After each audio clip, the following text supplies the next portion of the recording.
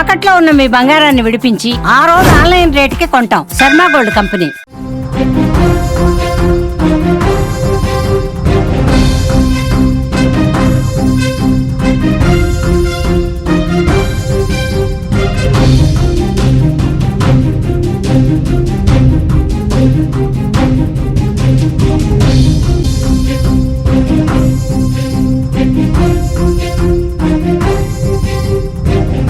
సూర్యాపేట చోరీ కేసు ఇప్పుడు సంచలనంగా మారిందని చెప్పుకోవచ్చు.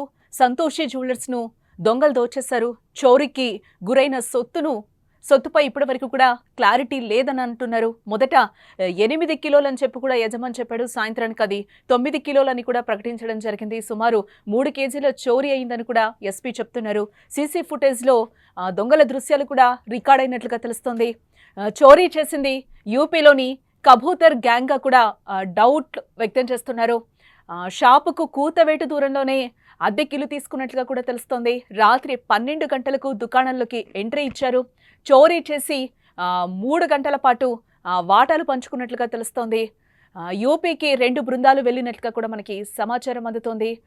సూర్యాపేటలోని సంతోషి జ్యువెలర్స్ చోరీ కేసులో నిందితులు కనిపిస్తున్నారు. మరి వారిని పోలీసులు పట్టుకుంటారా? దొంగలను అరెస్టు చేయడానికి యూపీ వెళ్లిన పోలీసులు ఒట్టి చేతులతో వస్తారా? దొంగల చేతులకు సంకెళ్లు వేసి ఈడ్చుకొస్తారా? అలాగే సంతోషి జ్యువెలర్స్ లో దొంగలు దోచేసిన సొత్తెంత?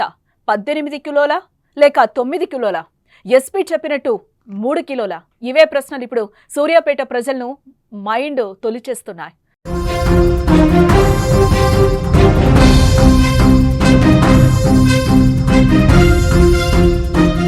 ఆదివారం రాత్రి సాయి సంతోషి జ్యువెలర్స్ లో పడ్డ దొంగలు బాత్రూం గోడకు కన్నం పెట్టి లోపలికొచ్చి బంగారాన్ని దోచుకెళ్లారు. ఈ చోరీని గమనించిన యజమాని షాప్ ను పరిశీలించి మొత్తం 18 కిలోల బంగారాన్ని ఎత్తుకెళ్లినట్లుగా మొదట ప్రకటించారు. కానీ సాయంత్రానికి అది 9 కేజీలుగా చెప్పాడు. పోలీసులు మాత్రం సుమారు 3 కేజీలకు చోరీ అయినట్టుగా కూడా భావిస్తున్నారు. దీంతో చోరీకి గురైన సొత్తెంత అనేది మాత్రం ఇప్పుడు సందేహంగా మారింది. మరోవైపు సీసీ కెమెరాల ఆధారంగా నిందితులను గుర్తించడం జరిగింది.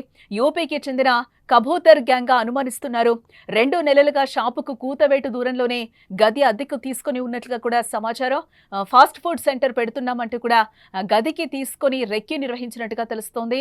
ఆదివారం అర్ధరాత్రి 12 గంటల ప్రాంతంలో ఈ చోరీకి పాల్పడ్డారు వీరు. బాత్రూం గోడకు కన్నం పెట్టి లోపలికొచ్చిన దొంగలు గ్యాస్ కటర్ సాయంతో లాకర్లు ధ్వంసం చేసి భారీగా గోల్డ్ను దోచేయడం జరిగింది.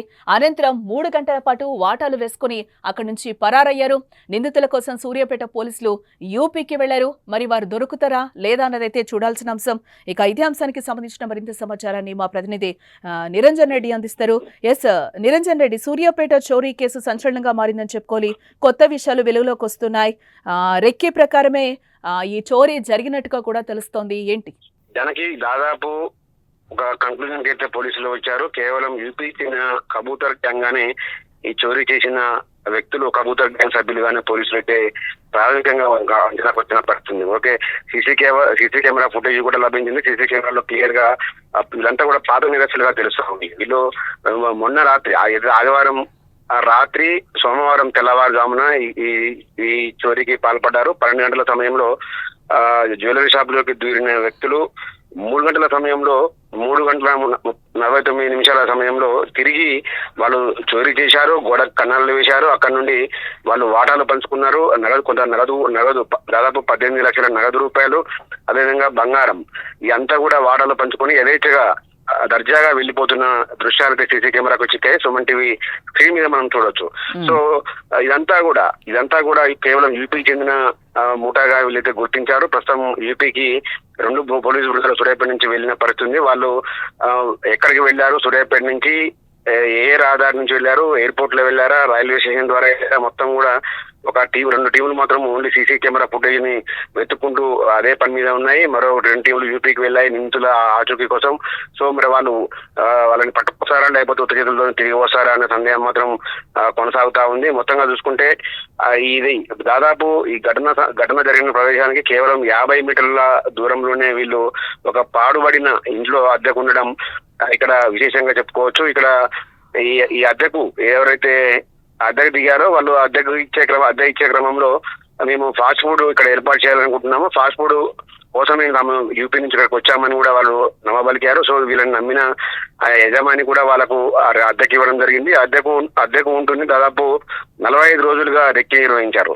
అసలు దీన్ని ఎట్లా దోచుకోవాలి, ఎక్కడి నుంచి కన్నాలు వేయాలి అన్న మొత్తం ప్లాన్ మొత్తం కూడా 45 రోజుల పాటు సీన్ టు సీన్ వాళ్ళు రెక్కి నిర్వహించిన అనంతరమే తమ ప్రణాళికనైతే రూపొందించారు. అయితే వీళ్ళు అందరూ కూడా యువకులుగా తెలుస్తుంది. 30 నుంచి 35, 40 సంవత్సరాల మధ్యలో ఉన్న యువకులుగా వీళ్ళైతే తెలుస్తా ఉంది. వీళ్ళందరూ కూడా ఫిట్ గా ఉండడం కూడా వీళ్ళ చోరీకి సులువుగా అయిపోయింది. సో ఎటువంటి అలజడి లేకుండానే కేవలం 3 గంటల్లోనే వాళ్ళ పనిని ముగించుకుని దర్జాగా వెళ్ళిపోయిన పరిస్థితి కనబడతా ఉంది. మొత్తానికి అయితే పోలీసులు ఇంకా కూడా వాళ్ళ కోసం అయితే ముమ్మరంగా గాలిస్తున్నారు. ఇప్పటికైతే వాళ్ళ ఆచూకీ లేదు.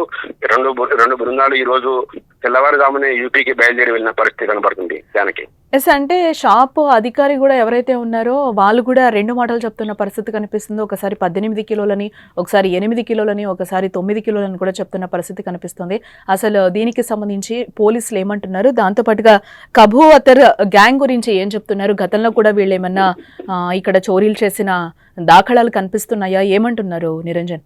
అయితే ఇక్కడ షాప్ యజమాని చెబుతున్న మాటలు కూడా పోలీసులకు కొంత అనుమానాలకు దారితీస్తా ఉంది. అయితే నిన్న చోరీ జరిగిన సమయంలో 18 కేజీలు అని చెప్పిన యజమాని ఆ తర్వాత 9 కేజీలుగా చెప్పారు.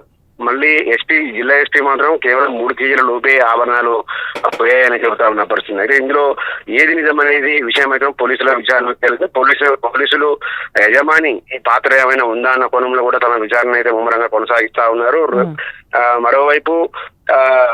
మరోవైపు ఏదైతే కబూతర్ గ్యాంగ్ ఉందో ఈ గ్యాంగ్ సంబంధించి దాదాపు వీళ్ళు అంతర్రాష్ట్ర ముఠా సభ్యులు చెప్తున్నారు. వీళ్ళు ఎక్కడ కూడా గోడకు కన్నాలు వేసి దోచుకెళ్లడం వీళ్ళ స్పెషాలిటీ. ఆ దోచుకునే క్రమంలో ఎటువంటి ఎవిడెన్స్ లేకుండా చేయడమే వీళ్ళ స్పెషాలిటీ.